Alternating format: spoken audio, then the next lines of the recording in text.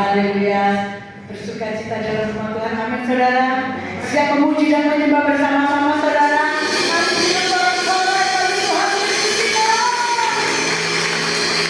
Haleluya. Kita mau sama-sama berdoa. Terima kasih Tuhan untuk pagi hari ini. Kami boleh melangkahkan kaki kami rumah-Mu Tuhan. Ini setiap kami anak-anak-Mu Tuhan yang rindu memuji dan menyembah-Mu. Di dalam hadirat-Mu kami boleh ada. Terima kasih Tuhan Yesus. Kami mau serahkan ibadah ini awal pertengahan hingga akhirnya. Mari Roh Kudus berkarya untuk kami yang membuka hati, yang rindu Tuhan Yesus masuk dalam hadirat-Mu. Kami mau Tuhan, kami menyerahkan hati-Mu. Dan mari Tuhan bertahta di atas pujian penyembahan kami. Kami rindu mempersembahkan hanya bagi-Mu. Hanya di dalam nama Tuhan Yesus Kristus yang siap memuji dan menyembah Tuhan. Sama-sama kita katakan amin. Haleluya.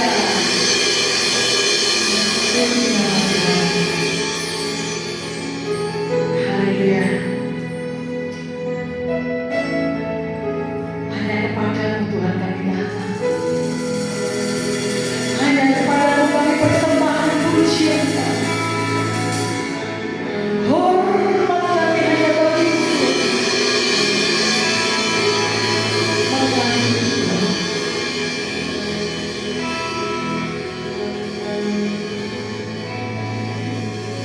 Hanya kepadanya ku kan berlari di saat ku bimbang dalam hidupku, yang aku percaya dalam hadirat-Nya ada kekuatan yang baru.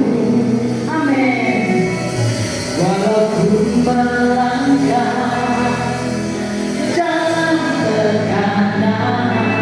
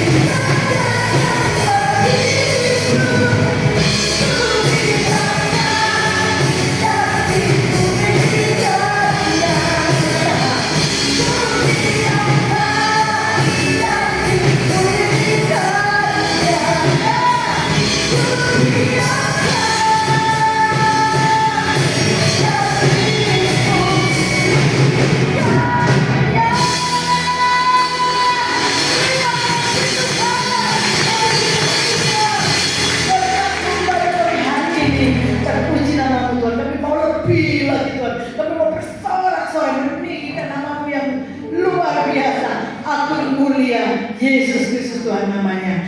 Terpujilah nama Tuhan. Mari semua yang bersorai sama-sama kita katakan amin. Haleluya. Mari kita bersorai dalam hadirat Tuhan.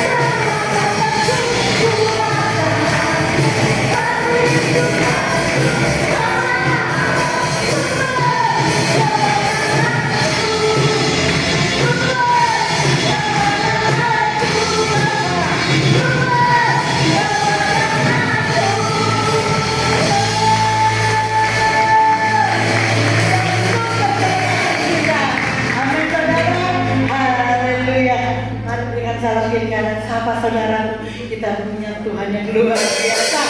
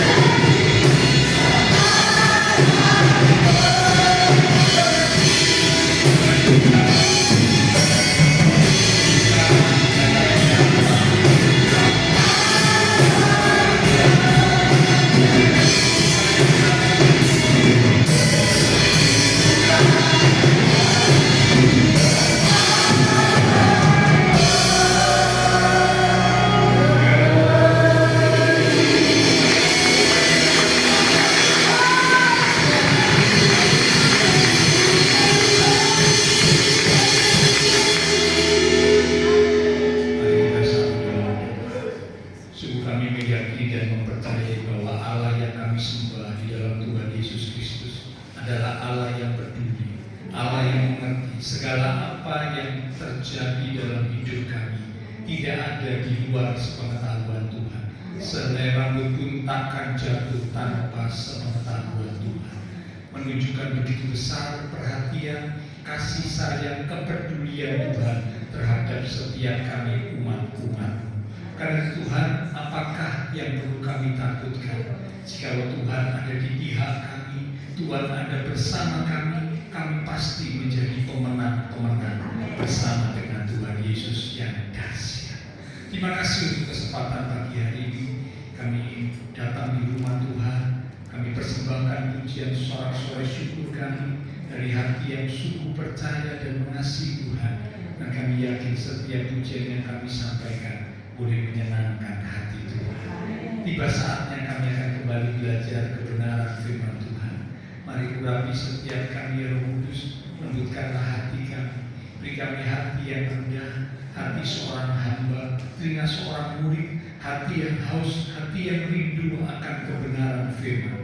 Sehingga ketika benih firman Tuhan itu ditaburkan, sungguh benih firman Tuhan itu boleh tertanam, berakar, bertumbuh, dan berbuah di dalam hidup kami. Sehingga hidup kami semakin diubahkan, bahkan iman rohani kami semakin bertumbuh dewasa.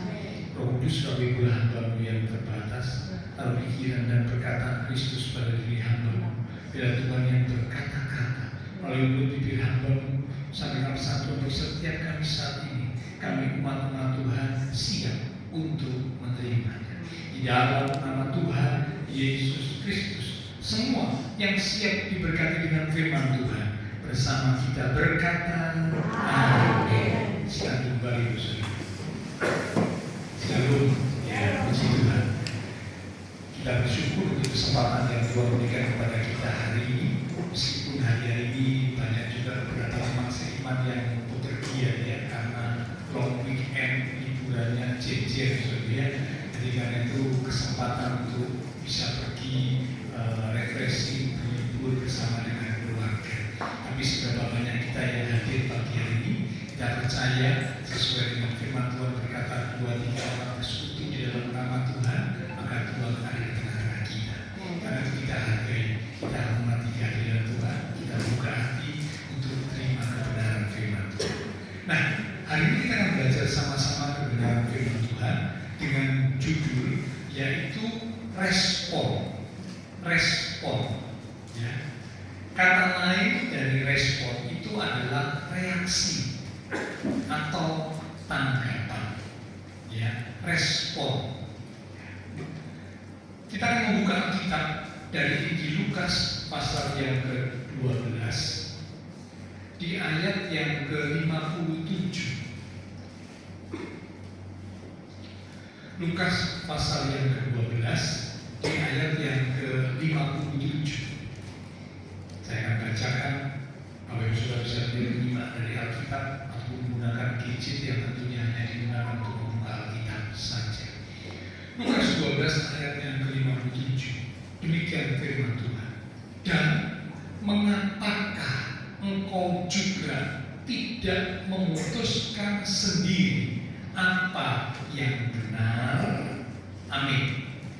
Kalimat yang tidak terlalu panjang merupakan kalimat yang diucapkan oleh Tuhan Yesus sendiri.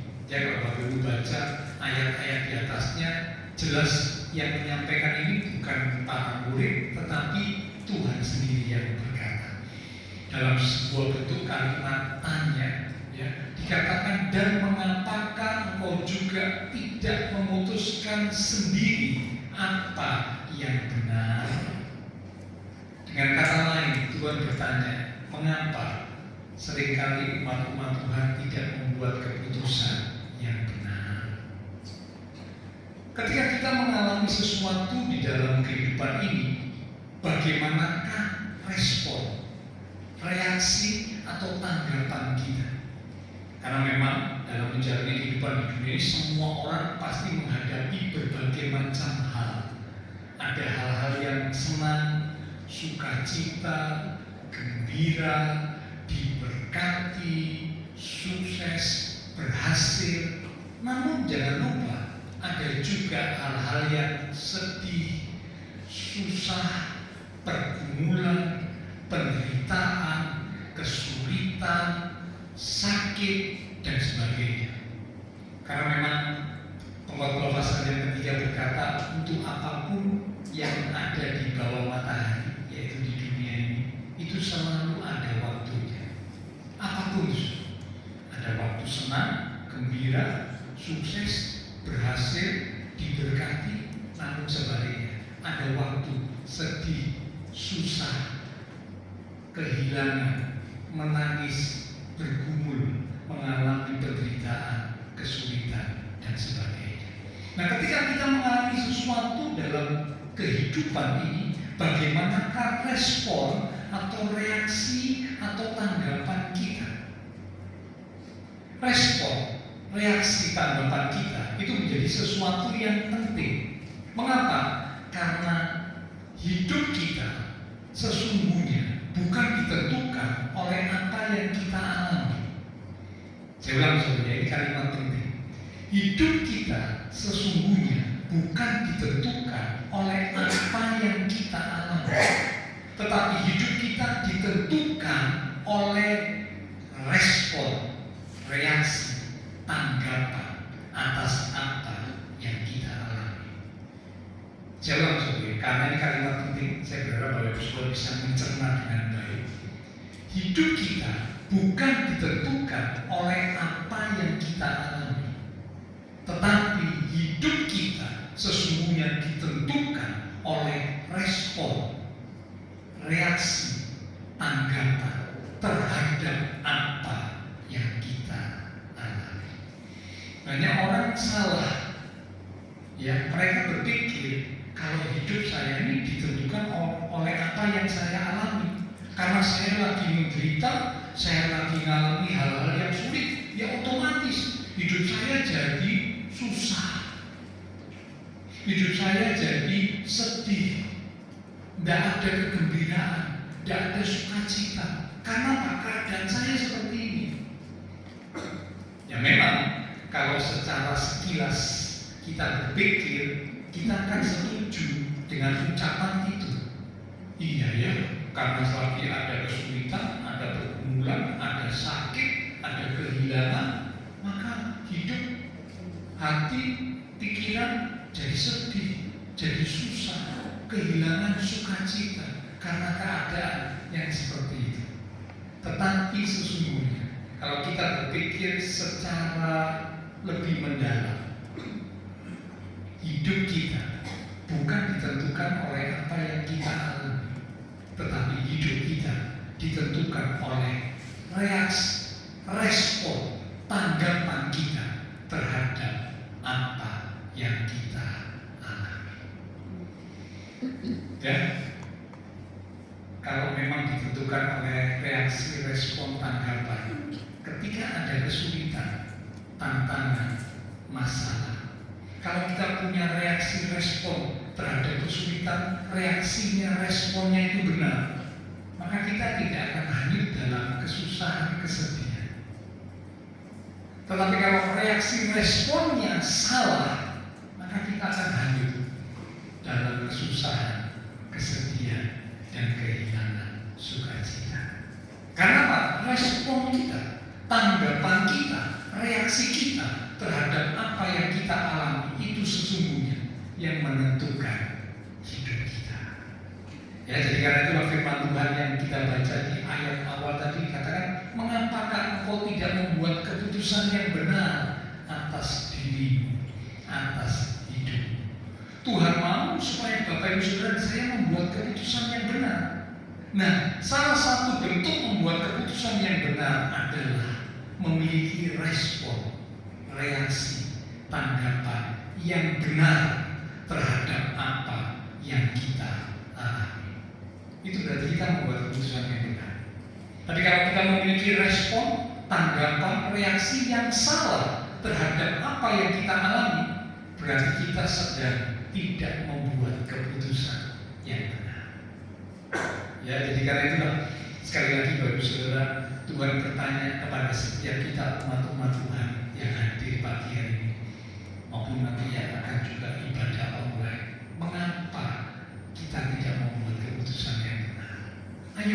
buat keputusan yang benar.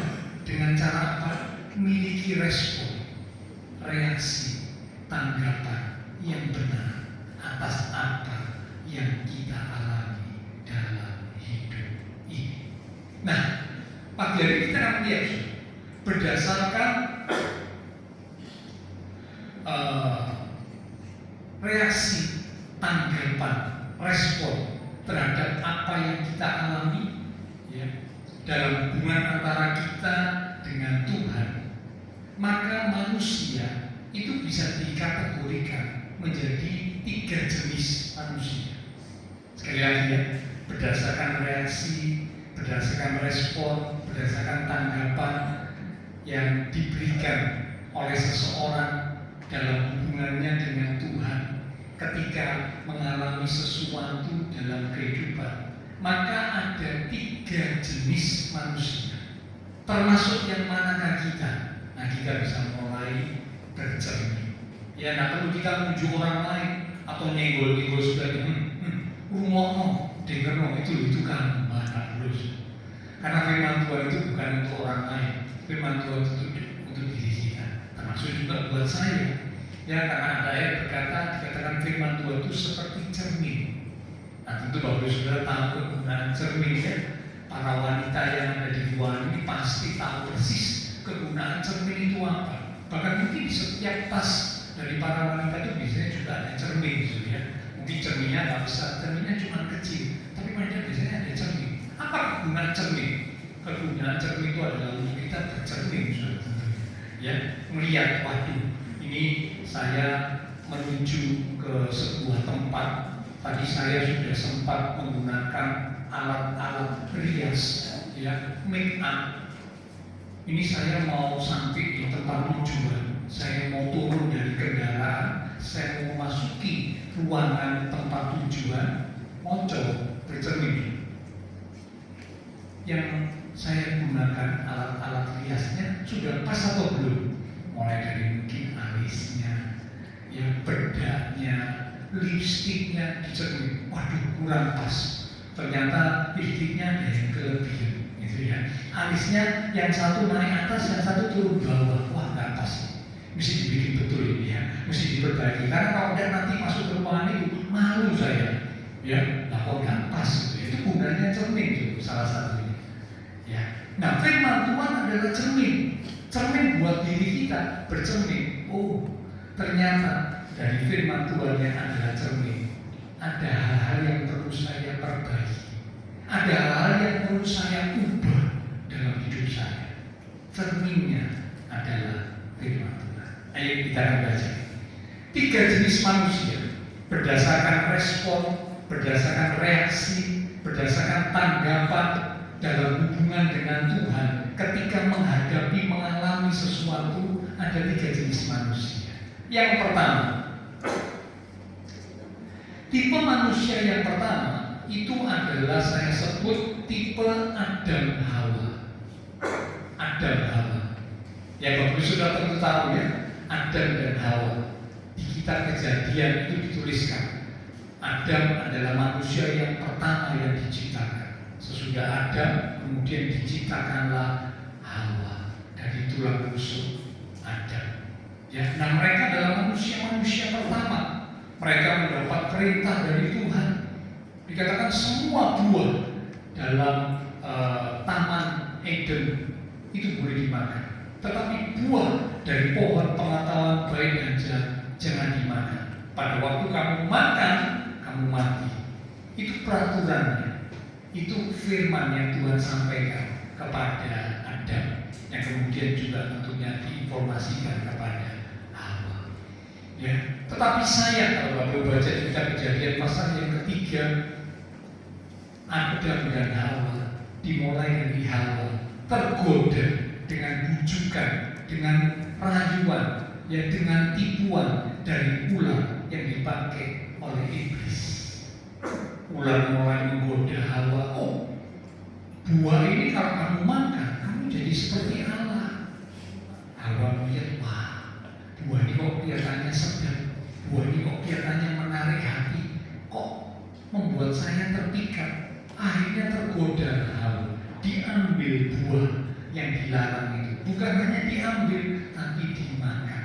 Bukan hanya dimakan sendiri, diberikan juga kepada Adam suaminya. Adamnya juga makan. Keduanya jatuh ke dalam dosa. Itu ringkasan ceritanya. Ya. Nah, setelah jatuh dalam dosa, akhirnya apa yang terjadi? Waktu Tuhan Allah menghampiri mereka, Adam dan Hawa tidak berani ketemu. Karena mereka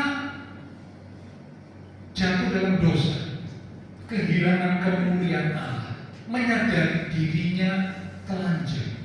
Padahal sebelumnya juga, maaf bicara ini bukan bolos ya, tapi ini Alkitab berkata begitu. Sebelumnya juga mereka sudah telanjang, tapi tidak ada rasa malu karena ada kemuliaan Allah. Tetapi setelah mereka melanggar firman Tuhan, jatuh dalam dosa, kehilangan kemuliaan Allah, malu, sembunyi, tidak berani ketemu Tuhan. Tuhan tanya, di manakah engkau Adam Hawa? Adam Hawa tidak berani bertemu dengan Tuhan, sembunyi. Karena apa? Takut, malu, karena sudah jatuh dalam dosa, kehilangan kemuliaan Allah. Nah, tipe Adam Hawa disebut tipe yang pertama adalah tipe orang yang kalau waktu diberkati itu dekat Tuhan. Waktu sukses berhasil dekat Tuhan, sungguh-sungguh sama Tuhan. Tetapi ketika ada masalah, kesulitan, penderitaan, lari dari Tuhan, menjauh dari Tuhan, meninggalkan Tuhan, tidak berani dekat sama Tuhan. Seperti yang dilakukan oleh Adam dan Hawa. Ada masalah, sudah jatuh dalam dosa, tidak berani ketemu Tuhan, tidak berani datang mendekat kepada Tuhan, sembunyi, lari, takut. Ini yang pertama. Tipe manusia yang pertama berdasarkan respon, reaksi tanggapan dalam hubungan dengan Tuhan ketika mengalami sesuatu adalah tipe seperti Adam Hawa. Ada anak-anak Tuhan yang seperti itu. Waktu mereka diberkati, sungguh-sungguh sama Tuhan, cinta Tuhan luar biasa, mengasihi Tuhan luar biasa, dekat Tuhan. Tetapi ketika diizinkan oleh Tuhan menghadapi masalah, kesulitan, mulai kendor, mulai jauh dari Tuhan, mulai tidak sungguh-sungguh, mulai meninggalkan Tuhan. Karena apa? Ada kesulitan, ada masalah, ada pergumulan. Bahkan mulai dalam hati pikiran sempat timbul keraguan. Katanya Tuhan Maha Kuasa, Tuhan sanggup melakukan segala perkara. Kok saya mengalami seperti ini? Katanya Tuhan mengasihi saya, kok saya mengalami seperti ini? Mulai timbul keraguan, mulai timbul pertanyaan-pertanyaan yang membuat sedikit demi sedikit mulai menjauh dari Tuhan. Nah, ini tipe yang pertama. Jadi reaksinya, ya, responnya kalau waktu diberkati dekat Tuhan, sungguh-sungguh kepada Tuhan. Tapi waktu ada masalah kesulitan, justru malah menjauh, malah meninggalkan Tuhan. Ini tipe yang pertama. Ya, nah, kita mulai bercermin. Kita termasuk ini yang enggak, ya. Saya berdoa semoga enggak. Ya, jadi hanya dekat Tuhan kalau diberkati, hanya dekat Tuhan kalau sukses berhasil. Tapi kalau ada masalah, ada kesulitan, malah menjauh dari Tuhan. Ini tipe yang pertama. Sekarang kita masuk tipe yang kedua. Tipe orang yang kedua berdasarkan reaksi, respon, tanggapan dalam hubungan dengan Tuhan ketika mengalami sesuatu. Tipe yang kedua itu adalah tipe, saya sebut tipe anak bungsu yang terhilang. Anak bungsu yang terhilang. Kisah lengkapnya Bapak Ibu bisa baca di Lukas pasal 15 ayat yang ke-11 mulai sampai dengan ayat yang ke-24. Saya akan bacakan ya, karena terlalu panjang. Nanti bisa baca sendiri di rumah. Lukas 15 ayat 11 sampai dengan ayat 24. Ringkasan ceritanya seperti ini. Tuhan memberikan sebuah perumpamaan. Ada seorang yang memiliki 2 anak. Orang ini kaya sebenarnya. Nah, satu ketika anaknya yang bungsu, anak yang kedua, ya, datang kepada bapaknya bilang, "Bapak, berikanlah harta yang menjadi bagianku." Maksudnya minta warisan. Ya. Bapaknya masih hidup, tapi anak bungsu ini sudah minta warisan duluan. Wah, ini anak yang banget terus. Ya, anak yang tidak tahu aturan. Orang tua masih hidup sudah minta warisan, sudah minta kewe. Wah, ini anak yang benar-benar anak yang tidak tahu diuntung, ya, tidak tahu yang seharusnya. Nanti biasanya warisan diberikan kalau orang tua sudah tidak ada, ya. Kecuali kalau mungkin ada orang tua yang ingin memberikan atau membagi sebagian warisannya kepada anaknya waktu mereka hidup. Kalau memang orang tuanya yang berkeinginan, ya silakan. Tapi kalau anaknya yang minta duluan, banget. Ya. Nah, tetapi cerita itu menceritakan bapaknya memberikan. Ketika anak bungsu ini minta sebagian minta warisan atas harta dari ayahnya memberikan. Setelah diberi warisan jumlah uang yang cukup banyak, karena sang ayah ini memang orang yang kaya, anak bungsu ini pergi tinggalkan bapaknya, ya, bersenang-senang, berfoya-foya. Kan memang ada orang yang berpendapat begitu, ya.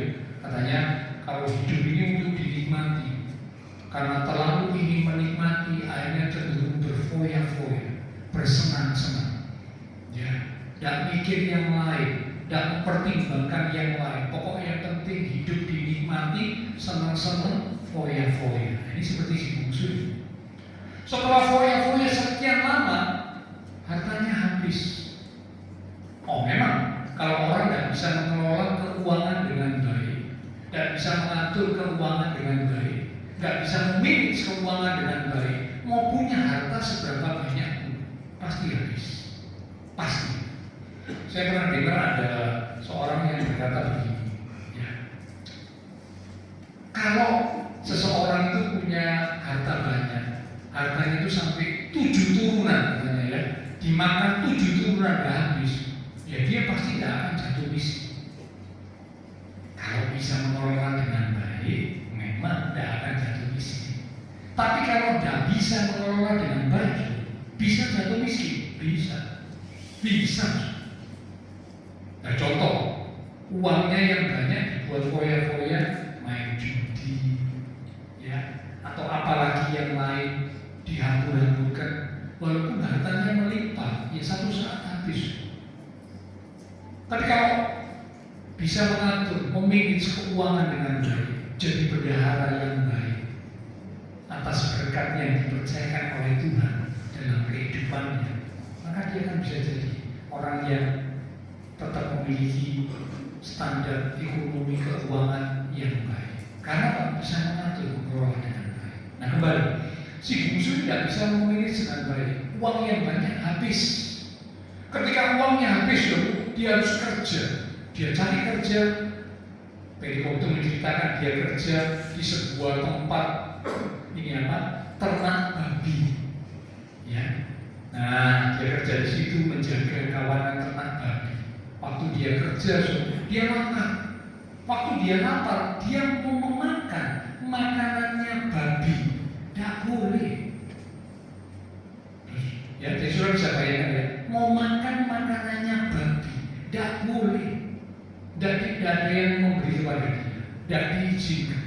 Berarti dia jadi lebih rendah dari babi. Babinya dapat makan, orangnya tidak dapat makan. Nah, ini kehidupan si bungsu seperti ini. Ya, dalam keadaan yang sulit menderita seperti itu, dia jadi ingat, di rumah bapakku makanan itu berlimpah-limpah. Hamba-hamba dari bapakku tidak ada yang hidupnya seperti aku, tidak ada. Hamba-hamba dari bapakku itu bisa makan dengan baik, terpelihara dengan baik. Sementara aku di tempat ini mau makan makanannya ternak babi, tidak boleh. Sangat menderita. Lalu dia berkata kepada dirinya, aku akan kembali ke rumah Bapak. Dan aku akan berkata kepada Bapakku, Bapak, aku telah berdosa terhadap Bapak. Jangan jadikan aku anak, jadikan saja aku hamba. Karena memang aku sudah berdosa, aku sudah durhaka terhadap Bapak. Dan jika cerita ketika anak itu kembali, bapaknya ternyata nunggu. Waktu anaknya balik disambut dengan sukacita, bukan dijadikan hamba, tapi diangkat kembali menjadi anak. Dibuat pesta sukacita karena anak yang hilang sudah ditemukan kembali. Itu ringkasan ceritanya. Nah, tipe yang kedua, tipe anak bungsu yang terhilang, ini adalah tipe orang yang kalau waktu diberkati itu justru malah jauh dari Tuhan. Sukses, berhasil, diberkati, duitnya banyak, malah jauh dari Tuhan. Tetapi ketika ada masalah, kesulitan, penderitaan, baru ingat sama Tuhan. Nangis sama Tuhan, hidupku kok menderita. Tapi kalau senang, bahagia, sukses, berhasil, tinggalkan Tuhan. Jadi ini terbalik loh ya, dengan tipe yang pertama tadi terbalik. Kalau yang tipe pertama diberkati dekat Tuhan, seperti Adam Hawa. Waktu ada masalah kesulitan, malah lari menjauh, tidak berani dekat Tuhan, tidak mau mendekat sama Tuhan. Tapi tipe anak bungsu yang terhilang, yang kedua terbalik. Waktu diberkati, malah jauh dari Tuhan. Sukses berhasil, malah jauh dari Tuhan. Tapi ketika ada kesulitan, masalah, pergumulan, penderitaan, baru ingat kepada Tuhan, lalu kembali datang kepada Tuhan. Ada orang-orang seperti ini ada. Tapi saya berdoa, kiranya Bapak Ibu Saudara dan saya tidak seperti ini. Ya, karena dekat Tuhannya baru kalau ada masalah. Kalau tidak ada masalah, semuanya berjalan baik, sukses, berhasil, malah jauh dari Tuhan. Kita lupa sumber keberhasilan, kesuksesan adalah dari Tuhan.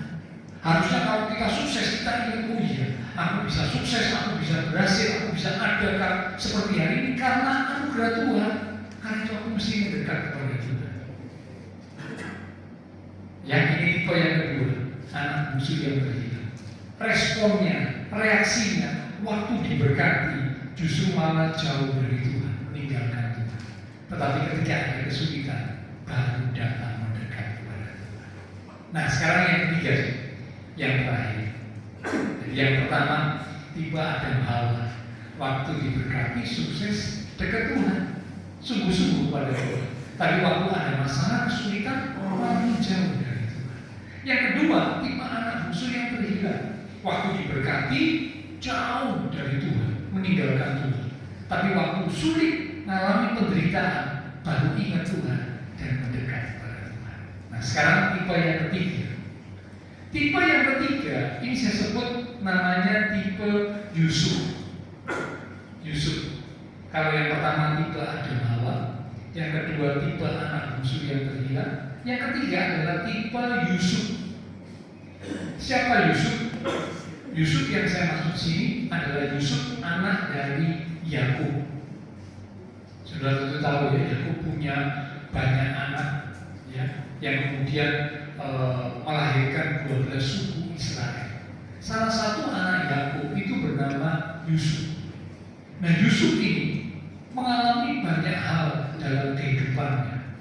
Tetapi ternyata banyak hal yang dialami itu mempersiapkan Yusuf untuk menjadi sesuatu yang luar biasa. Kita tahu kisahnya ya. Yusuf sempat dibuang ke sumur, dijual jadi budak, masuk penjara sekalipun tidak salah. Ternyata hal-hal itu mempersiapkan Yusuf untuk kemudian diangkat menjadi pemimpin orang kedua di Mesir, perdana menteri, ya, atau wakilnya raja, orang yang kedua di Mesir. Nah, dalam banyak hal yang dihadapi oleh Yusuf, kalau Bapak Ibu baca kisahnya, Yusuf ini orang yang luar biasa. Waktu dia diberkati, dia dekat Tuhan. Dibuktikan apa? Waktu dia di rumah bapaknya, dicintai oleh Yakub luar biasa, dia hidupnya tetap benar, hidupnya tetap baik. Dia menjelekkan atau menjatuhkan saudara-saudaranya. Dia taat kepada perintah bapaknya, walaupun dia lagi mengalami kesuksesan. Karena apa? Anak orang yang diberkati, dia paling dicintai oleh bapaknya, jubahnya jubah yang bagus, sangat indah. Namun dia tetap punya karakter yang baik. Dia tidak memusuhi saudara-saudaranya, walaupun saudara-saudaranya sering menunjukkan sikap yang tidak baik kepada dirinya. Dia tetap taat.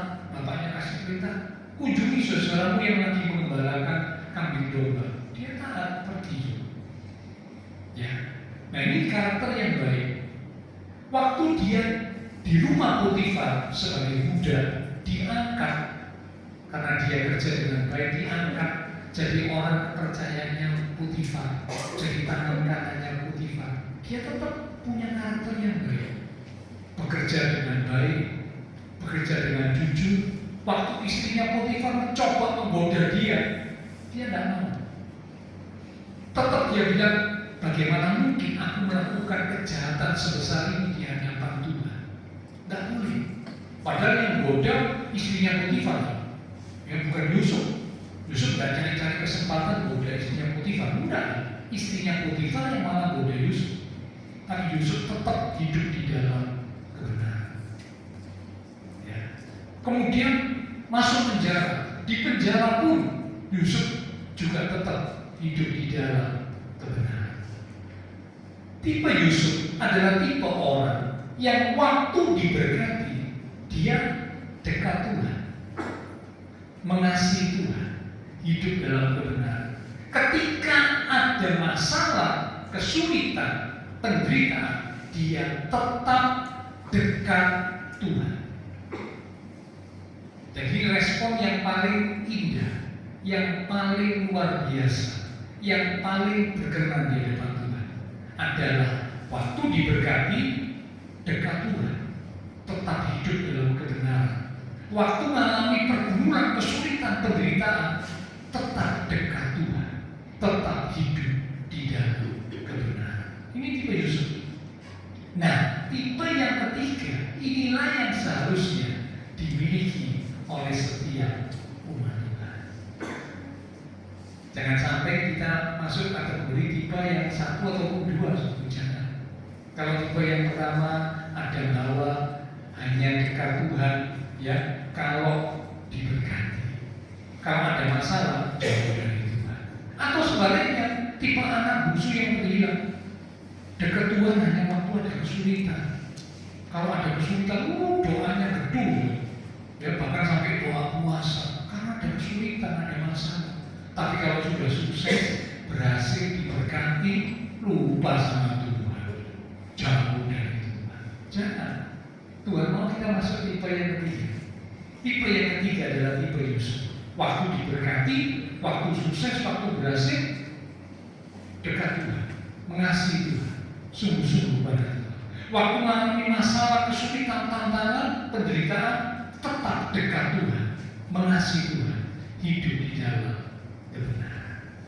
Nah, Bapak Ibu Saudara, sekali lagi, reaksi kita, respon kita, tanggapan kita terhadap sesuatu yang terjadi dalam hidup kita, itulah yang menentukan hidup kita. Bukan apa yang kita alami, tetapi respon kita, tanggapan kita terhadap apa yang kita alami, itulah yang menentukan hidup kita. Itu firman Tuhan pada pagi hari ini kiranya boleh mengingatkan setiap kita untuk kita boleh membuat keputusan yang benar. Dengan apa? Ketika ada sesuatu terjadi dalam hidup kita, kita boleh memiliki respon yang tepat, respon yang benar, seperti tipe Yusuf. Diberkati, responnya dekat Tuhan, Sukses berhasil, responnya tetap dekat Tuhan karena sadar semua itu adalah anugerah Tuhan. Waktu mengalami penderitaan, kesulitan, tetap dekat Tuhan, tetap mengasihi Tuhan karena sadar kita membutuhkan Tuhan. Tanpa Tuhan, kita tidak akan mampu menghadapi semuanya sendiri. Itulah yang terbaik. Timotius. Ya, biarlah firman Tuhan boleh menjadi penuntut, nasihat buat setiap kita, Bapak Ibu Saudara dan saya. Mari miliki respon yang benar, reaksi tanggapan yang benar atas apa yang kita alami dalam hidup ini. Karena reaksi, respon, tanggapan kita itulah yang menentukan hidup kita yang sesungguhnya. Kita responi firman Tuhan yang sudah kita terima. Minggu depan ibadah disertai dengan perjamuan kudus. Para pelayan perjamuan kudus mempersiapkan diri untuk pelayanan perjamuan kudus di minggu depan. Kalau satu pujian kita katakan, ada saatnya yang ku alami tak seperti yang aku ingin. Tegakkan hati untuk percaya. Ada saatnya yang ku hadapi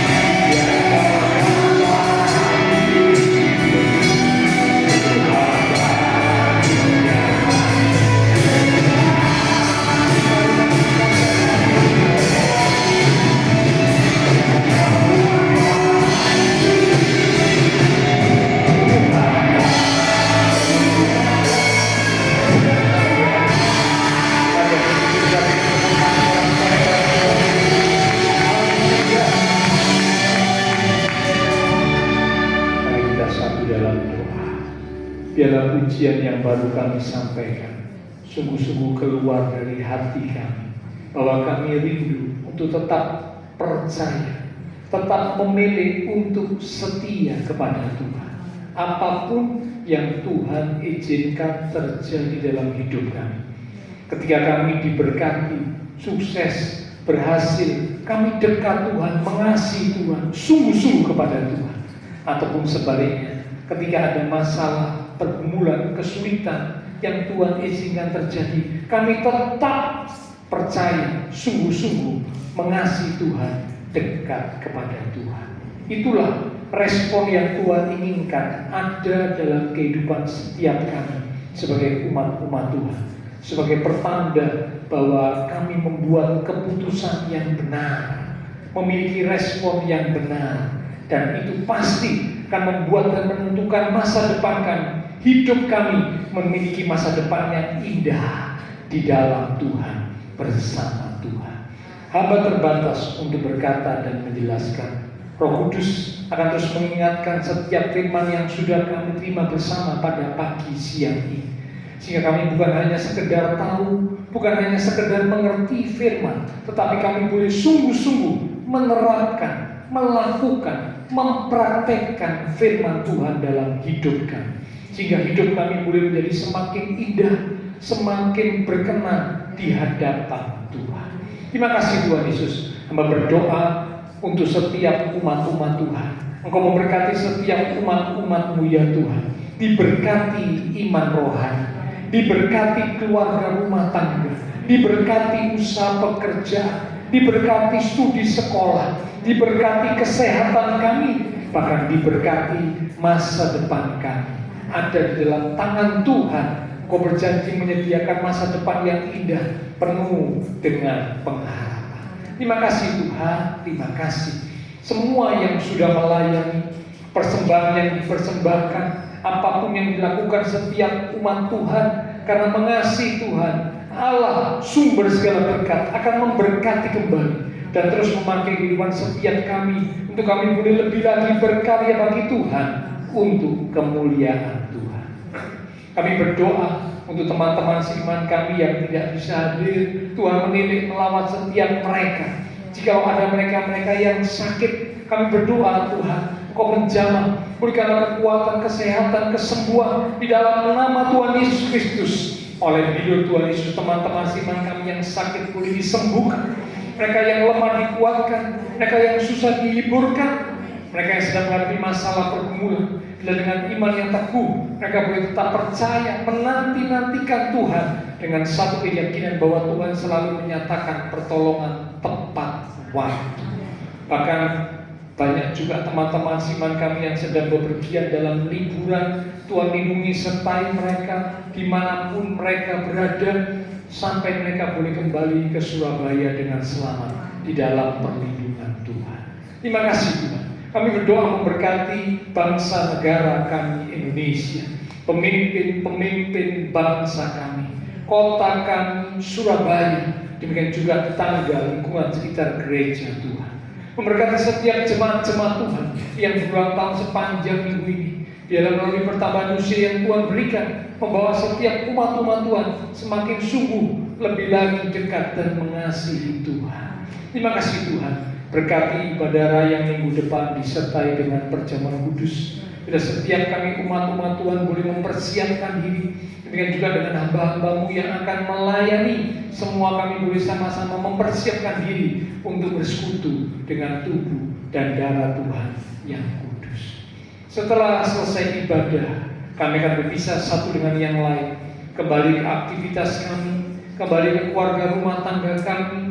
Biarlah segala berkat, anugerah, damai, sukacita yang melimpah dari Allah Bapa Surgawi, kasih Tuhan Yesus Kristus, persekutuan dengan kuasa Roh Kudus akan terus memimpin, menuntun langkah kehidupan setiap kita, itu terus menyertai kita sekalian mulai pagi, siang ini sampai Maranatha Tuhan Yesus datang kembali. Di dalam nama Tuhan Yesus Kristus, semua yang percaya diberkati Tuhan.